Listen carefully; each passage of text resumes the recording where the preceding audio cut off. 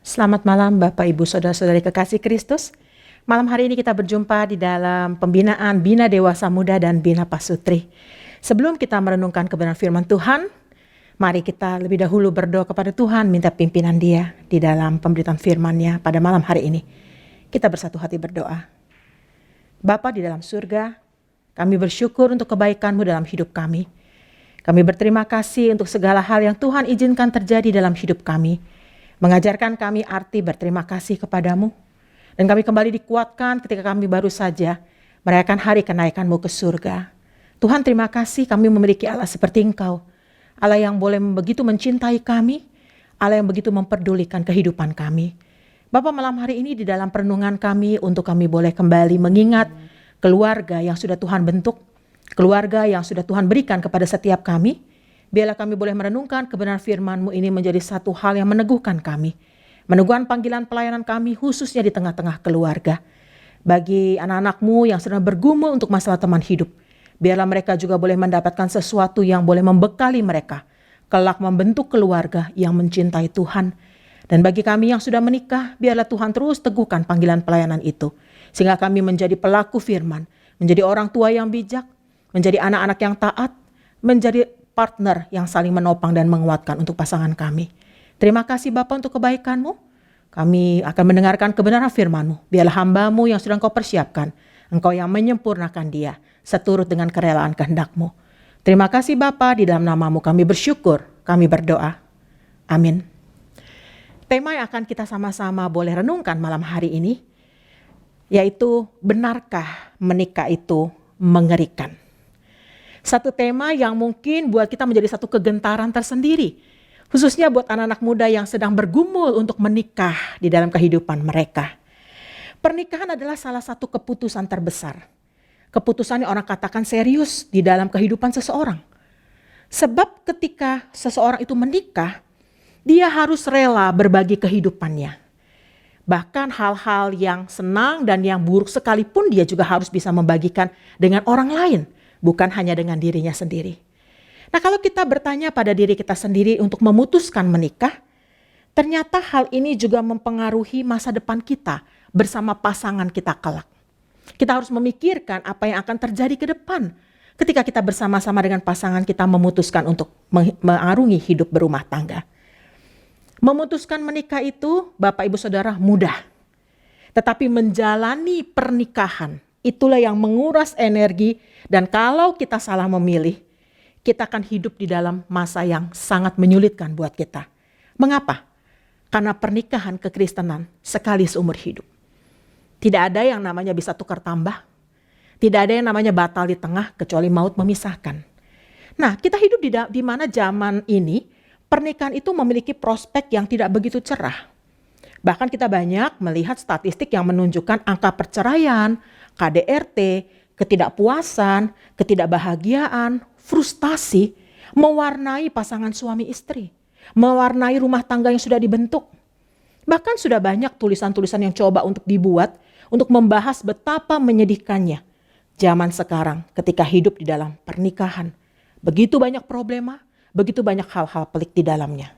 Dan bagaimana kita coba melihat dari sudut kekristenan, apakah benar bahwa menikah itu mengerikan? Kalau kita perhatikan di dalam slide ini, kita akan sama-sama lihat.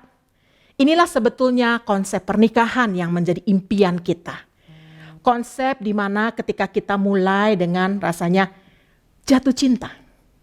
Kita mulai melihat pasangan hidup kita mulai memandang mereka, kita menganggap itu cocok dengan kita. Dan kita memutuskan aku akan menikahi dia. Dan berikutnya ketika kita memutuskan untuk menikah dengan orang yang kita kasihi, ada rasa sukarela kita untuk mau mengikatkan diri kita satu sama lain, seumur hidup bersama dengan dia. Dan inilah yang menjadi pergumulan, menjadi satu kesukaan doa kita bersama di tengah-tengah keluarga, adalah mau berbagi hidup dan hingga tua nanti, menua secara bersama-sama, melihat kebahagiaan di tengah keluarga kita. Ini mimpi semua orang. Inilah kebahagiaan yang ditunggu oleh banyak keluarga. Tapi kalau kita katakan kembali lagi, apa kata firman Tuhan? Mari Bapak Ibu Saudara kita buka dari 1 Korintus 11 ayat 11 sampai 12.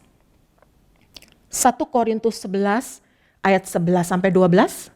Saya akan bacakan buat kita semua. 1 Korintus 11 ayat 11 sampai 12. Demikian firman Tuhan. Namun demikian, dalam Tuhan tidak ada perempuan tanpa laki-laki dan tidak ada laki-laki tanpa perempuan. Sebab sama seperti perempuan berasal dari laki-laki, demikian pula laki-laki dilahirkan oleh perempuan dan segala sesuatu berasal dari Allah. Laki-laki dan perempuan. Bagaimana Tuhan ciptakan untuk membangun satu keluarga. Sehingga kalau kita bisa simpulkan di dalam 2 ayat yang kita sudah baca tadi di 1 Korintus, kita akan melihat ada beberapa hal yang kita mau renungkan. Yang pertama adalah pernikahan itu sebagai sebuah komitmen pada hubungan yang permanen. Pernikahan itu satu hubungan yang permanen, di mana kalau kita lihat yang membedakan manusia dengan makhluk hidup lainnya adalah komitmen. Jadi hidup pernikahan dibangun di atas serangkaian komitmen antara suami, antara istri. Komitmen untuk saling mengasihi, komitmen untuk saling menghargai dan mengingatkan, mendoakan, serta menjalani kehidupan pernikahan sampai maut memisahkan. Oleh sebab itu kalau Allah mengatakan di dalam pernikahan Kristen, apa yang sudah dipersatukan oleh Allah, jangan dipisahkan oleh manusia. Nah, komitmen untuk mengasihi dan mencintai, itulah dasar hidup pernikahan. Jadi kalau kita katakan komitmen itu menjadikan rumah tangga kita semakin hari semakin kokoh dan menyenangkan. Poin yang kedua yang kita boleh dapatkan adalah pernikahan itu sebagai sebuah panggilan melayani dengan penuh kesetiaan. Jadi kalau kita boleh membentuk keluarga, pernikahan itu adalah panggilan bagi masing-masing. Bagi suami, bagi istri, untuk berlomba-lomba melakukan yang terbaik bagi pasangannya. Alangkah indahnya sebuah rumah tangga yang di dalamnya satu sama lain terdorong untuk saling melayani dan memberi. Tapi itu juga tidak mudah. Di dalam perjalanan waktu, di dalam rumah tangga kita boleh sama-sama mengevaluasi. Apakah betul kita berlomba-lomba untuk melayani pasangan hidup kita. Inilah pergumulan kita, Bapak Ibu Saudara, di dalam pernikahan. Yang ketiga, kalau kita boleh katakan, pernikahan itu harus dilihat sebagai sebuah proses pemurnian. Saya katakan proses pemurnian karena pernikahan adalah sebuah perpaduan dua pribadi, di mana masing-masing pribadi, suami, istri, dengan kesadaran penuh memberikan sebagian ruang dalam hidupnya bagi pasangannya. Tidak ada lagi bicara aku, tidak ada lagi bicara engkau, tapi kita bicara kita, aku dan kamu. Bukan kepentinganku, bukan kepentinganmu, tapi adalah kepentingan kita bersama. Maukah suami atau istri membagi ruang dalam hatinya untuk pasangannya? Nah, inilah pergumulan kita ketika kita bicara mengenai pemurnian dalam hidup berumah tangga. Dan yang keempat yang bisa kita dapatkan dalam pembahasan firman pada hari ini adalah bicara pernikahan itu adalah anugerah Allah. Ya, kita lihat sebagai anugerah Allah, pemberian Allah. Jadi tidak ada orang yang tidak senang menerima hadiah. Ya, hadiah itu selalu disambut dengan sukacita, disambut dengan rasa syukur, betapapun sederhananya. Tapi hadiah setiap orang sangat menyukai. Nah, kalau kita memandang pernikahan itu sebagai hadiah, kita pasti akan menjalaninya dengan penuh sukacita, penuh rasa syukur, bukan sebagai beban, apalagi hidup terpenjara. Jadi itu kita boleh melihat, perspektif kita harus diubah. Bagaimana kita melihat bahwa keluarga, pernikahan adalah anugerah Allah yang Dia berikan kepada kita, dianugerahkannya untuk kita. Tapi di dalam kehidupan ternyata tidak semudah yang kita sudah bahas tadi. Ada beberapa perspektif yang keliru terhadap suatu pernikahan dan ini yang menyebabkan tema itu diangkat. Benarkah pernikahan itu mengerikan? Nah, kenapa? Perspektif apa saja yang keliru? Kalau kita lihat ada beberapa, ada 10 perspektif. Yang pertama adalah bicara tuntutan kultural. Ketika orang menikah, di dalam budaya Indonesia khususnya, ada mitos. Anak tertua itu harus menikah lebih dulu. Apalagi jika anak itu perempuan. Jadi ada orang yang dipaksa menikah karena adiknya mau menikah. Atau menikah dianggap sebagai satu hal yang patut ketika usia dianggap sudah lanjut. Itu tuntutan dari kultural kita. Yang kedua adalah status sosial. Nah, saya katakan percaya atau tidak, ada orang yang menganggap pernikahan itu adalah sebuah pilihan untuk meningkatkan status sosial dia. Jadi dia merasa ada satu kebanggaan ketika dia bisa menikah. ada satu status dan jaminan ketika saya menikah. Atau pandangan yang keliru adalah bicara ketika memuaskan hawa nafsu, sekedar hasrat seksual.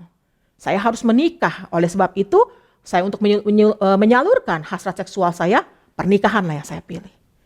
Atau bisa juga orang menganggap bahwa demi uang, ya, kebutuhan ekonomi semakin hari semakin mendesak. Kalau kita bicara demi uang, siap-siaplah dengan kenyataan. Karena uang tidak dapat membeli kebahagiaan. Begitu banyak contoh yang kita bisa lihat. Uang tidak melulu bisa memberi kebahagiaan. Tapi hari gini masih saja ada orang yang menikah demi uang. Atau yang paling lucu adalah ketika bicara sedang tren. Kalau kita baca misalnya kondisi sekitar sedang menikah muda. Ya, artis-artis ada. Kita juga ikut-ikutan, aku juga mau menikah muda karena trennya begitu gitu. Nah, kalau kita menikah karena ikut-ikutan tren, jelaslah seperti apa rumah tangga yang akan kita bangun kelak. Kita sudah tahu karena dasarnya adalah bukan karena memang mau menikah karena tuntunan dan pimpinan Tuhan, pergumulan, hasil pergumulan, tapi apa? Karena tren, mode, gaya gitu ya. Atau tidak tahan kesepian. Karena apa? Ya nggak bisa hidup sendiri. Dia butuh orang lain dan dia merasa untuk membalut kesepian dia. Satu hari kelak ketika dia mendapatkan orang lain yang bisa menghibur kesepian dia, ya akan dia tinggalkan pasangannya. Atau bisa juga pelarian. Nah, pelarian ini ada loh orang yang menikah itu karena patah hati. Nah, menikah dianggap pelarian untuk melupakan masa lalunya. Jadi dia menganggap ketika dia menikah seperti pusat rehabilitasi patah hati. Oleh sebab itu jangan pernah melakukan hal seperti itu. Saudara-saudara terutama yang akan menikah. Ya, atau keterpaksaan. Terpaksa karena orang tua desak. Saudara-saudara desak. Tiap ketemu di acara keluarga ditanya, kapan nih menikah? Kapan nih menikah? Itu pertanyaan yang umum. Karena banyak itu orang menulis status adalah bosan ditanya-tanya begitu katanya. Nah itu memang hanya terpaksa dia menikah. Atau balas jasa. Menikah karena mau membalas jasa seseorang gak enak. Dulu pernah ditolong. Oleh sebab itu saya mau menikah sama dia sebagai bentuk balas jasa saya. Atau karena sekedar belas kasihan. Ketika kita mengasihani orang dan kita anggap menikah adalah jalan yang kita pilih, itulah motivasi kita kenapa menikah. Jadi dari 10 rentetan perspektif yang keliru itu dari suatu pernikahan, saudara-saudara yang memutuskan untuk menikah, pikirkan ulang, gumulkan ulang, supaya saudara memahami hakikat menikah Kristen sekali seumur hidup sampai maut memisahkan. Ada orang yang ingin cepat menikah, tapi ada sebagian lain yang justru menghindari pernikahan. Dan mungkin saja psikolog menamai hal-hal seperti itu adalah orang yang mengalami gamofobia. Ya, apa itu? Gamofobia dari peristiwa ketika ribuan tahun yang lalu masyarakat Yunani memiliki ritual sakral yang diberi nama Heros Gamos. Mereka menganggap persekutuan tubuh di antara dua makhluk beda kelamin adalah hal yang sakral karena melibatkan kehadiran dewa-dewi. Dari kata gamos itulah gamormania dan gamofobia dimulai. Gamomania merujuk pada hasrat berlebihan seseorang untuk menikah atau untuk menyekutukan tubuhnya. Sebaliknya, gamofobia menggambarkan ketakutan irasional seseorang untuk membuat komitmen dalam rumah tangga. Jadi gamofobia bukan hanya melanda pria, tapi juga melanda wanita. Siapapun bisa merasakan ketakutan-ketakutan dalam menikah. Kalau orang katakan ketakutan gamofobia itu apa saja? Dia memikirkan keuangan mungkin. Atau dia bicara mengenai keterikatan. Dia mungkin bicara masalah tanggung jawab. Saya belum siap dapat tanggung jawab. Atau faktor seksual. Bisa jadi, yang ini juga beberapa yang cukup banyak adalah pengalaman buruk ketika mereka melihat pernikahan yang sudah terjadi. Mereka nggak punya pola patron yang ideal. Atau orang tuanya pun tidak mampu mencerminkan pernikahan yang ideal. Dan kurang percaya diri serta berbagai persoalan lainnya. Jadi cukup rumit ketika kita bicara mengenai gamofobia ini. Orang-orang yang tidak mau menikah, takut menikah. Sehingga apakah menikah itu mengerikan? Ya, pasti jawaban buat orang-orang yang gamofobia ini. Ya. Nah, kita lihat kembali gamofobia ini. Pernikahan itu dianggap sebagai belenggu kemerdekaan. Jadi kalau dia merasa ketika nanti saya menikah, nggak ada lagi yang namanya saya bisa bebas. Berkumpul sama teman-teman saya dibatasi. Saya mau kemana-mana enggak bisa. Nah jadi saya enggak mau menikah karena saya takut diikat. Atau orang bilang adanya kekhawatiran yang berujung kepada ketakutan berlebihan untuk menerima risiko pernikahan. Dia takut luar biasa ketika dia harus menikah. Banyak hal dia sudah memikirkan, kayaknya begini. Hal-hal buruk yang dia coba bayangkan. Belum terjadi, tetapi sudah menghantui pemikiran dia untuk dia tidak mau menikah. Atau bisa juga gamofobia ini karena apa? Karena masalah membesarkan dan mengasuh anak serta segudang masalah lain. Ya, ada orang yang begitu takut melihat anak kecil dan dia membayangkan kalau saya punya anak seperti ini pasti merepotkan. Sehingga buat dia lebih baik saya tidak menikah. Dan bisa juga pengalaman buruk tentang pernikahan. Dia sudah pernah menikah dan dia punya hal buruk yang membuat dia trauma. Atau dia melihat sesuatu pernikahan yang menurut dia kurang berkenan. Sehingga dia tidak mau menikah. Nah Bapak Ibu Saudara, ternyata apakah pernikahan itu mengerikan? Kita lihat lagi serentetannya. Dimulainya ketakutan pasangan yang akan menikah. Saat apa? Yang pertama saat undangan nikah disebarkan. Itu saja menjadi tahap persidangan awal bagi orang yang mau menikah. Orang akan berkomentar tentang undangan yang disebarkan. Kok modelnya kayak gini ya? Kok undangannya biasa aja ya? Lalu dia lihat lagi nama pasangannya. Kok gelarnya cuman ini ya?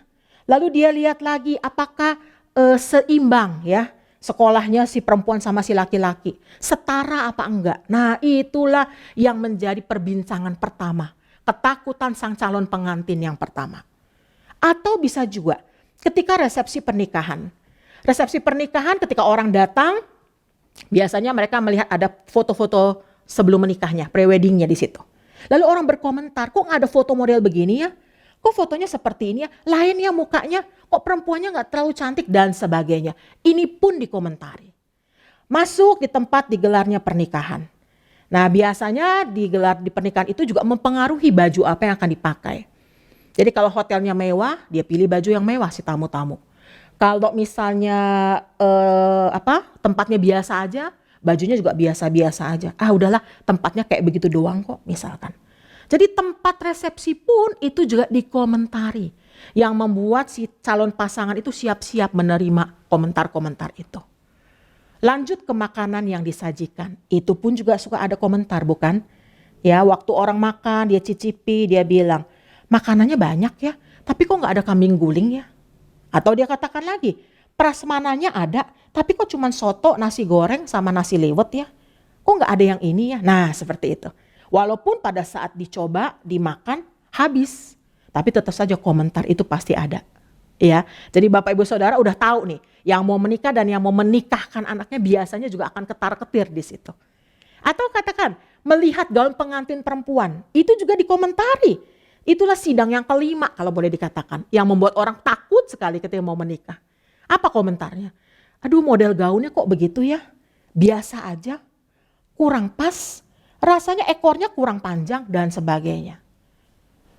Masuk ke acara, dia katakan lagi di situ, aduh lagu-lagu yang dipilihnya kok begitu ya, pembawa acaranya kok begini. Itulah persidangan ke-6. Komentar demi komentar akan dicetuskan oleh tamu-tamu yang memiliki pemikiran dan selera yang berbeda-beda. Setiap orang yang datang ke pernikahan memiliki pandangan yang kritis, ya. Jadi setiap orang yang datang pasti punya komentar. Nah inilah yang menjadi ketakutan mungkin bagi pasangan yang mau menikah. Sehingga harus mempersiapkan dengan sebaik-baiknya demi menghindari komentar-komentar para tamu yang hadir. Ya, saya tidak bermaksud untuk menjustifikasi siapapun, tapi biasanya orang yang mau menikah ini pasti ada ketakutan-ketakutan seperti ini, bukan? Ya.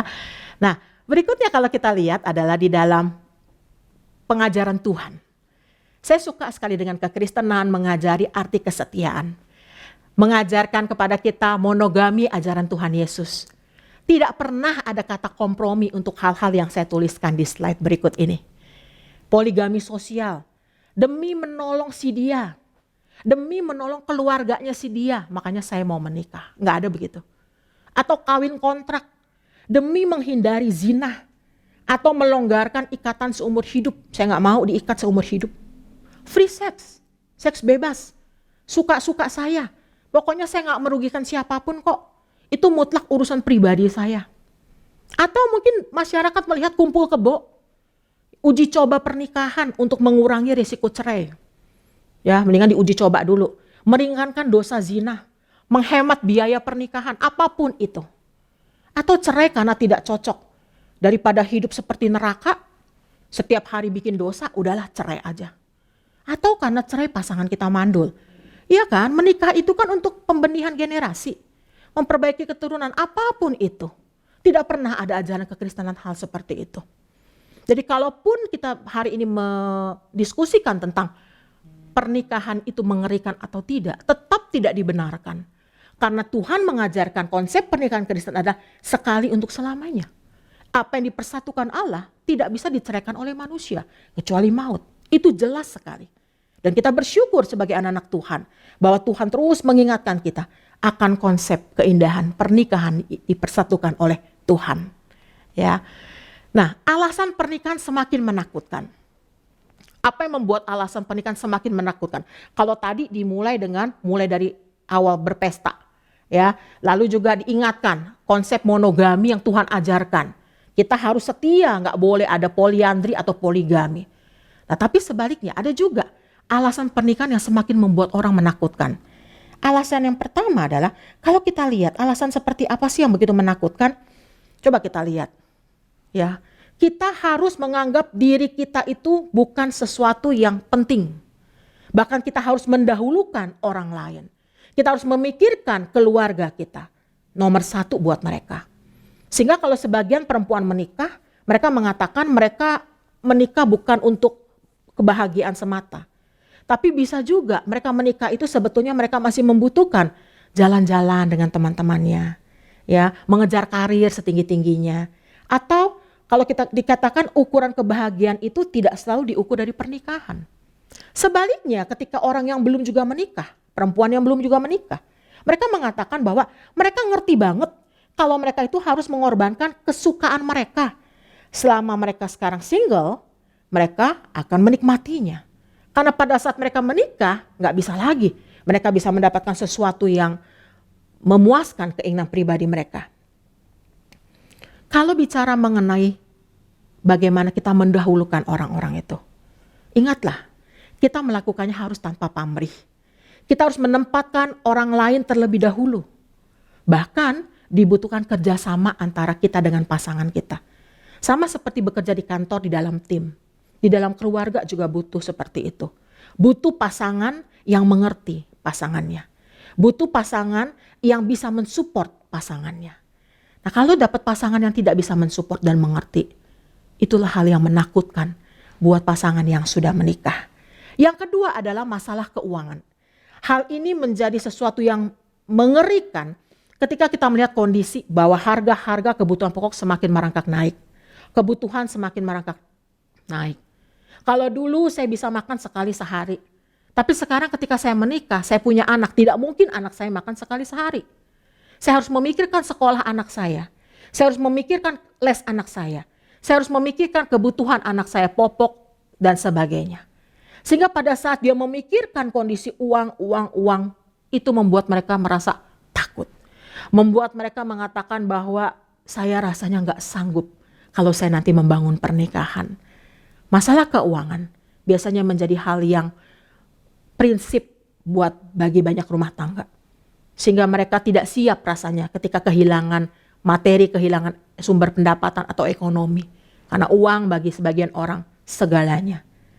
Atau juga dikatakan teknologi yang sudah mengambil alih. Teknologi mengambil alih ini ketika kita mulai masuk di dalam era digital. Era di mana mulai ada sosmed. Era di mana kita ketemu dengan kawan-kawan lama. Reuni mulai terjadwal, mulai dari hari Senin reuni dengan grup ini, Selasa dengan ini, Rabu, bulan depan, 2 bulan lagi dan seterusnya. Di mana kita dipertemukan lewat teknologi yang begitu canggih. Lalu smartphone yang juga menjadi kawan karib kita. Setiap saat pasti kita pegang dan kita tengok. Mulai dari kita bangun tidur sampai kita mau tidur lagi. Tidak bisa dipungkiri. Di era digital saat ini, teknologi sudah mengambil alih. Karena kita tidak peduli dengan lingkungan kita. Di rumah sendirian pun tidak apa-apa. Asal ada smartphone. Anak-anak sekarang ditinggal di rumah tidak takut setan atau hantu. Mereka lebih takut ketika wifi mati. Itu buat mereka. Dan kita nggak bisa pungkiri sebagai orang tua. Itu memang yang terjadi. Sehingga waktu kita menjalani hubungan pernikahan, teknologi yang akan mengambil alih itu akan sangat terasa. Ketika kita tidak atau kurang mempedulikan pasangan kita. Di saat seperti ini pun, kita masing-masing sebagai pasangan suami, istri, dan orang tua pasti punya pergumulan tentang hal ini. Atau dikatakan keinginan untuk caper. Keinginan untuk diperhatikan itu menjadi lebih besar dibandingkan keinginan untuk dicintai. Ada orang-orang supaya eksis, dia melakukan banyak hal supaya orang di luar sana memperhatikan apa yang dia lakukan. Tanda like di jempol, kasih jempol begitu ya, tanda hati, suka, nah itu menjadi hal yang penting. Sehingga pada saat dia posting, dia mengharapkan orang menyukai apa yang dia posting. Rasa diperhatikan begitu sangat disukai dan dirindukan oleh orang-orang di zaman sekarang. Ya, bahwa itulah pilihan kita. Itulah yang kita boleh lakukan saat ini. Coba kalau kita bandingkan dalam kehidupan orang tua kita. Di era mereka tidak ada yang namanya internet. Tidak ada namanya selfie. Tidak ada hal-hal yang membuat orang lain mencampuri keluarga atau rumah tangga kita. Tapi sekarang tidak bisa kita pungkiri. Semua orang bisa melihat kondisi keluarga kita. Dia bisa tahu pasangan hidup kita seperti apa. Dia bisa tahu bagaimana kita hari ini bersolek seperti apa. Jadi kalau kita lihat ketika keinginan untuk caper itu sangat besar, baik laki-laki maupun perempuan. Membuat kita harus mengingat bahwa cinta yang Tuhan tanamkan di tengah-tengah keluarga adalah sesuatu yang sakral. Kita nggak bisa mencintai seseorang ketika kita sibuk dengan pendapat dan komentar orang lain. Pasangan kita yang sudah Tuhan tempatkan di sisi kita menjadi hal yang utama dalam kehidupan kita. Dan pernikahan sempurna itu menakutkan. Kenapa? Ketika kita melihat orang tua kita atau ada pasangan yang kita hormati begitu bahagia dalam pernikahannya. Dan itu menakutkan untuk banyak orang. Bagaimana ya? Kalau saya nggak bisa mewujudkan pernikahan yang sempurna seperti orang tua saya. Bagaimana ya kalau saya punya keinginan berbeda jauh dengan pasangan saya? Bagaimana ya ketika yang saya sukai justru dibenci oleh pasangan saya? Bagaimana ya ketika saya gagal mewujudkan pernikahan yang indah dan sempurna itu? Apa kata keluarga? Apa kata tetangga? Apa kata dunia? Dan kita mulai menunggu telunjuk-telunjuk yang diarahkan kepada kita. Semua seolah-olah menjadi salah kita, bukan? Begitu menakutkan. Dan yang keenam, bagaimana jika pasangan kita itu yang harusnya kita mau ajak dia menua bersama, tidak mau? Bagaimana ketika pasangan itu tidak sebaik yang saya bayangkan? Tidak sebaik seperti yang saya harapkan dahulu. Bahwa masa-masa pacaran yang cukup lama belum tentu bisa mengungkap jati diri pasangan kita. Bahkan seringkali kan ada kalimat, setelah menikah kamu kok berubah? Ternyata enggak. Setelah menikah kamu kok berubah? Enggak. Kenapa? Barangkali bukan dia yang berubah. Tetapi dia pandai menyembunyikan saat masih pacaran. Sehingga kita gak sadar memang dia seperti itu. Ya, jadi itu hal yang menakutkan buat sebagian orang. Atau ada harga yang harus dibayar. Banyak orang yang tidak mau untuk masuk ke sana. Ya, tidak mau untuk mengambil bagian, ada harga yang harus saya bayar. Ya namanya juga hidup. Permasalahan akan datang tanpa permisi. Permasalahan nggak perlu diundang, dia akan datang. Ya, kalau kita bekerja ada masalah di kantor. Sekarang kalau kita masuk di dalam kehidupan pernikahan, ada masalah di dalam pernikahan kita. Pasti, setiap keluarga punya masalah. Dan bagaimana sekarang kalau kita lihat di era zaman sekarang, para milenial atau pasangan muda lebih menomorsatukan karir mereka daripada kehidupan pribadi. Nah karena itulah permasalahan yang ada di rumah tangga akhirnya disingkirkan. Dia menganggap nanti saja, kami harus memikirkan pekerjaan kami dahulu. Lama-lama mereka lebih terpusat pada karir dan pekerjaan mereka, keluarga mulai ditinggalkan. Nah saya teringat ketika dulu orang tua kita masih memiliki waktu yang banyak buat kita. Waktu yang banyak apa? Artinya walaupun di tengah pekerjaan yang mereka lakukan, kecapean tubuh mereka masih mengantar jemput kita di sekolah. Mereka masih menemani kita ketika kita membuat pekerjaan rumah. Orang tua kita masih ada di samping kita ketika kita mau menceritakan banyak hal buat mereka. Bahkan orang tua kita meletakkan pekerjaannya pada prioritas kesekian setelah keluarga. Ya, itu yang dahulu kita boleh rasakan di masa kecil kita.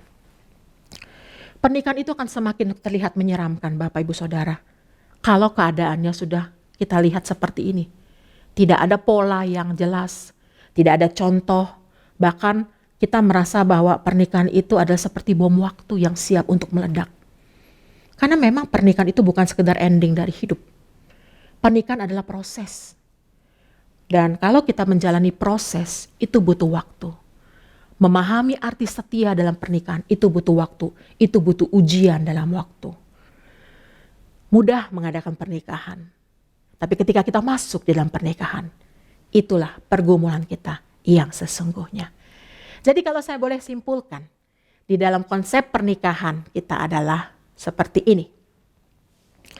Pernikahan itu adalah dua orang yang berbeda, dua perasaan yang berbeda, tapi punya satu tujuan. Laki-laki dan perempuan beda fungsi, punya perasaan yang berbeda, walaupun sama-sama ingin dikasihi, dan pasangan itu punya goals atau tujuan yang sama, yaitu satu. Inilah pernikahan. Inilah perjuangan pernikahan yang harus terus didengungkan oleh banyak pasangan. Sehingga pernikahan bukan lagi hal yang menakutkan. Dan kalau kita bicara pernikahan, untuk mewujudkan keutuhan sebuah keluarga, dibutuhkan dua orang. Sedangkan untuk menghancurkannya, cukup diperlukan satu orang saja. Jadi kalau kita mau utuh, ayo suami istri, laki-laki perempuan menyatukan. Tetapi untuk menghancurkannya, cukup satu orang, salah satu saja melakukan hancur. Ketika ada will dan pill di tengah keluarga. Ketika keluarga tidak lagi menjadi prioritas, di situ akan ada kehancuran.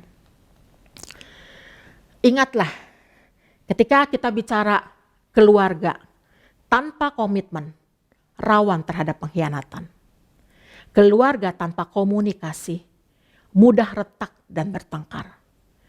Dan keluarga tanpa kehangatan cinta kasih di dalamnya, rawan terhadap perselingkuhan.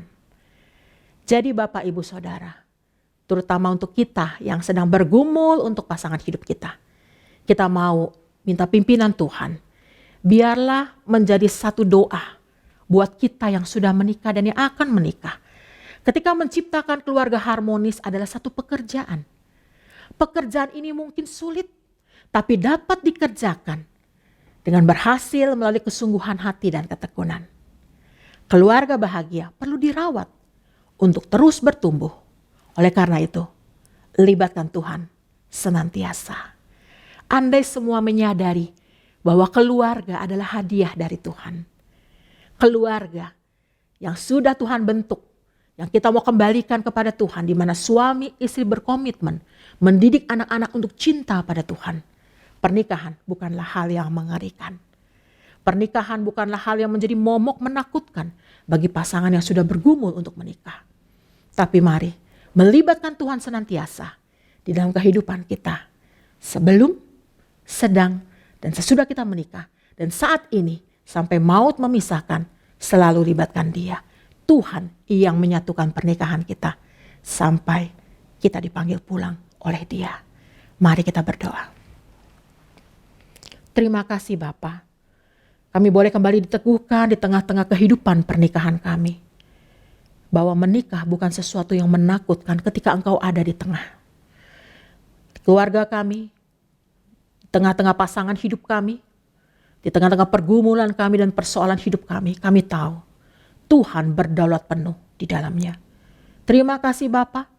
Kalau kami semakin dikuatkan bahwa pernikahan adalah anugerah Tuhan. Sehingga kami menjalani hidup pernikahan kami dengan sukacita. Kami boleh melihat bahwa pasangan hidup kami yang sudah Tuhan anugerahkan adalah hadiah dari Engkau buat kami. Anak-anak yang Kau anugerahkan di tengah keluarga kami, bahkan mungkin yang belum mendapatkan keturunan, tetap ada cinta kasih di dalamnya. Tetap ada rasa syukur di dalamnya.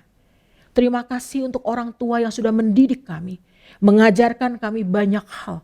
Di mana kehidupan pernikahan kami sedikit banyak belajar dari pernikahan orang tua kami. Dan ketika kami sekarang menjadi orang tua, biarlah kami Tuhan didik menjadi orang tua yang bijak, orang tua yang takut akan Tuhan. Sehingga kami mampu melahirkan generasi yang lebih lagi mencintai Engkau dibandingkan kami orang tuanya. Berdoa buat setiap pasangan muda yang saat ini dalam pergumulan mereka menyesuaikan diri. Karena di dalam pernikahan ada dua pribadi yang berbeda. Tuhan mampukan mereka untuk mereka boleh berproses saling bertumbuh ke arah Tuhan. Berdoa untuk pasangan muda yang juga di dalam pergumulan untuk mereka boleh semakin mengenal Tuhan. Biarlah gerejamu menjadi satu wadah untuk boleh mendidik pasangan muda ini mengenal kebenaran firman-Mu. Anak-anak muda yang sedang bergumul untuk pasangan hidup mereka, Tuhan juga tolong. Sehingga sejak mereka muda, mereka terus menggumulkan siapapun pasangan hidup yang Tuhan pilihkan bagi mereka, pasti yang terbaik. Terima kasih Bapa, kami menyerahkan hidup kami, pernikahan kami di dalam kasih dan kebenaran Tuhan. Biar Tuhan yang menyempurnakan, menanamkan rasa cinta, menanamkan rasa kesetiaan di dalam proses kehidupan keluarga. Sehingga kami boleh semakin mencintai keluarga kami. Kami boleh semakin bahu-membahu untuk mewujudkan keluarga yang juga semakin mencintai Tuhan. Di dalam nama Tuhan Yesus Kristus Allah kami yang membentuk keluarga kami bersyukur, kami berdoa. Amin.